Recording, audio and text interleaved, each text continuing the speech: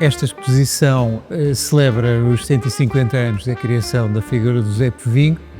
e o que nós procurámos fazer ao longo destas duas salas foi mostrar como, desde o primeiro desenho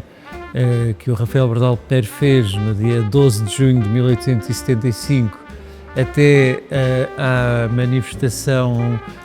contra o pacote laboral ainda em 2026, como é que a figura do Zé Povinho se mantém. E fomos à procura dos jornais, fomos à procura das peças de cerâmica, fomos à procura das capas de revistas, fomos à procura dos cartazes, fomos à procura de tudo aquilo em que o Zé Povinho foi sendo mantido no nosso cotidiano. E disso resulta uma quantidade de peças muito diferentes entre si, mas que mostram exatamente que ao longo destes 150 anos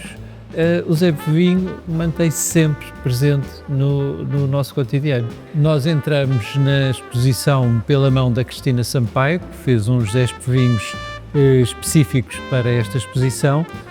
e continuamos através do seu gesto mais característico, que é o manguito, com que o Zé Povinho se revoltava contra as injustiças que lhe eram feitas. Se revoltava e se continua a revoltar. Mostramos uma peça muito importante, que é a mais antiga,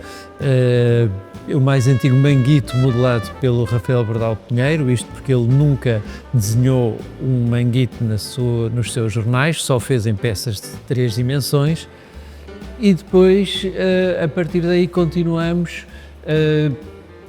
através, por exemplo, desta ligação ao Prozé, este carro que foi feita em 1975, em que o nome remete exatamente para este lado popular que o carro teria, mas simultaneamente para as caricaturas do António sobre o grande desejo de uma nova classe média endinheirada em ter carros e jipes, e então esse Zé Povinho de repente transforma-se num Zé Povinho automobilizado. E depois também umas imagens mais ligadas à história política, um Zé Povinho agarrado a uma república, a abraçar essa república, ou um Zé Povinho a abraçar o John Bull, eles que foram o John Bull, que representa a Inglaterra, e depois temos uma enorme quantidade de peças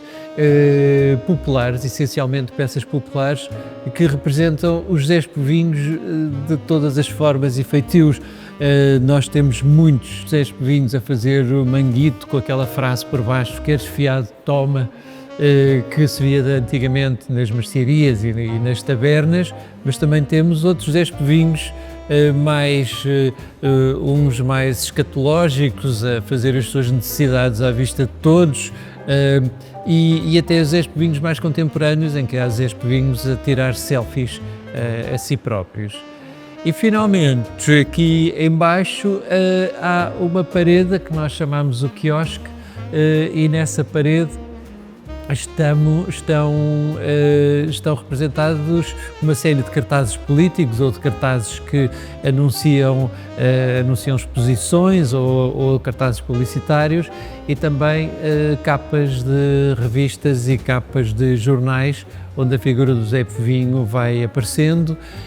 desde um ator, o Rui Canices, que aparece sempre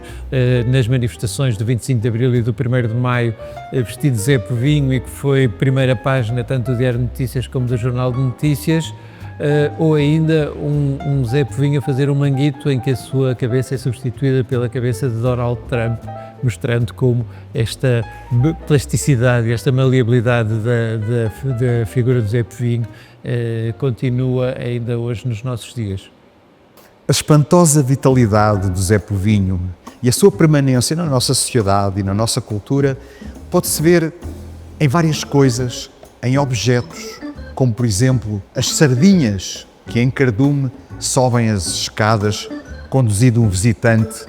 para os blocos e os temas do primeiro andar. Estas sardinhas são encarnações gráficas do Zé Povinho, fazendo o seu clássico manguito ou em outras situações em que o Zé Povinho é conhecido, useiro e vezeiro, sobretudo na crítica política e social. E que estão a subir esta parede até ao primeiro andar, onde temos uma série de outros temas, como por exemplo uma espécie de cronologia do século XX, dada através de revistas e jornais satíricos, que tiveram uma existência bastante larga, bastante prolífica ao longo do século, e que dão uma ideia também daquilo que é a interpretação pessoal, artística, autoral dos Zé Povinhos por fantásticos artistas gráficos portugueses, como o Stuart, por exemplo, e que estão em quadro na parede, pontuando, digamos, todas as décadas do século XX. Temos também um tema que se chama Quem Canta, que tem também as manifestações, sobretudo vocais, quer declamatórias, quer musicais, do Zé Povinho. Sobretudo no Teatro da Revista, onde grandes vultos do teatro ligeiro português deram voz a esta personagem, como o grande Nicolau Breiner. Temos também um bloco muito importante, porque tem a ver com o espólio e a razão do Museu Bordal Pinheiro, que é uma comparação entre a obra gráfica impressa e os seus originais, manuais, desenhados, rabiscados, coloridos pelo próprio Rafael Bordal Pinheiro. Temos uma boa amostra, sobretudo baseada nos últimos jornais dele, já no princípio do século XX, a paródia e a paródia comédia portuguesa, onde temos exemplos extraordinários da versatilidade gráfica e do talento de desenhador humorístico do Bordal Pinheiro. Um pouco mais à frente,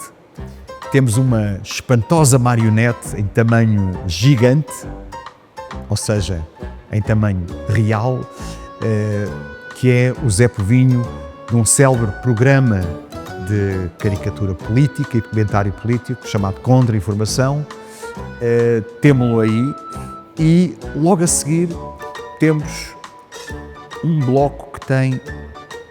3 grandes ilustradores e cartunistas portugueses da segunda metade do século XX e que, com a Revolução de Abril de 1974, puderam usar o Zé Povinho com toda a propriedade, com toda a força e com toda a urgência que aqueles tempos existiam. A seguir, podemos encontrar então aquilo que é a cultura popular, às vezes popularucha, de uma míriade de objetos que começam ainda no tempo do Bordal, com uma extraordinária e raríssima caixa de bolachas e biscoitos que tinham a forma dos políticos da época do Bordal, mas temos também uma quantidade incrível de objetos que praticamente satisfazem todas as categorias ou tipologias de colecionadores. Temos selos, temos postais, temos calendários, temos medalhas, temos porta-chaves, temos pins, imensos objetos que dão uma ideia daquilo que é a permanência, mas também a capacidade de infiltração do Zé Povinho daquilo que nós chamamos merchandising, ou seja, em toda a espécie de objetos, nem sempre de gosto estético apurado, mas que dão a importância e dão também, enfim, um tom de proximidade à nossa vida cotidiana.